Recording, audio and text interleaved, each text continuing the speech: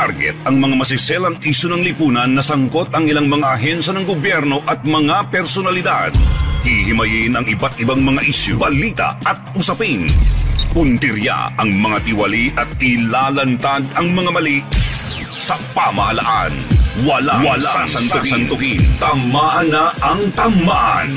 Kung salot ka sa bayan, sapul ka ni Rex Cayano sa Target On Air. Oras hatid sa inyo ng Grand 88 Gaming Corporation.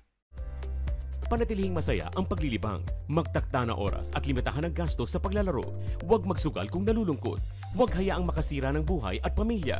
Para sa impormasyon ukol sa responsible gaming, tumawag lamang sa hotline number 02-8404-0171 o bisitahin ang www.casinofilipino.ph.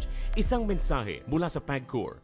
Gambling is for 21 years old and above only. Keep it fun. Game responsibly. Ito, formal na hong inilunsad po yung pambansang pamahay para po sa Pilipino. Flagship program ng administrasyon ni Pangulong Ferdinand Marcos. Kahapon po yan, kung di ako nagkakamali, etong isinin po sa atin na isang kasamaan po nating media na nagko-cover po dyan sa Northern Mindanao.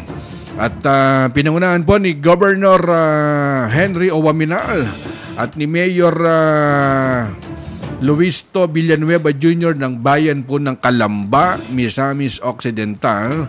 At itong libreng pabahay, kung di ako nagkakamali, ito'y pinagkaloob dyan po sa bayan po ng Calamba o dyan po sa Misamis Occidental. Aba, nagkakahalaga pala ito ng 1.10 billion.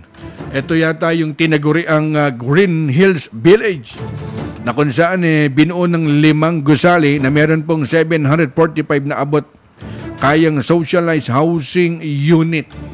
Napakaganda po niyan. Kumbagay pinondohan po ng Department of Human Settlement and Urban Development yung libreng pabahay mula po dyan sa Northern Poblacion o dyan po sa bayan ng Calamba, Misamis Occidental. Siyempre, kung nagkaloob po ng tulong ang national government, mga kaibigan, sa pangunguna po ng ating secretary mula po dyan sa Department of Human Settlement and Urban Development, bukod po dun sa nilaan pong pondo, dun sa 1.10 billion, isinasabing tinaguri ang Green Hills Village.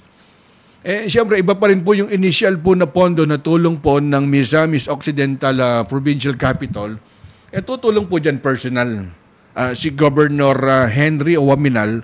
Alam naman po natin, si Governor Henry, talaga naman pong inaalagaan po niya ay yung kanyang kababayan dyan po sa Misamis Occidental. Oras hatid sa inyo ng Grand 88 Gaming Corporation. Sumainyo ang isa na namang makabuluhang edisyon ng Target On Air. Kasama si Rex Cayano. Abangan muli bukas alas 3 hanggang alas 4 ng hapon. Kung salot ka sa bayan, ikaw ang isusunod ni Rex Cayano na Target On Air. Nangunguna sa balita, impormasyon, musika, komentaryo at serbisyo publiko. Ito ang DZME 1530. Una sa kanan, ang himpilang may paninindigan.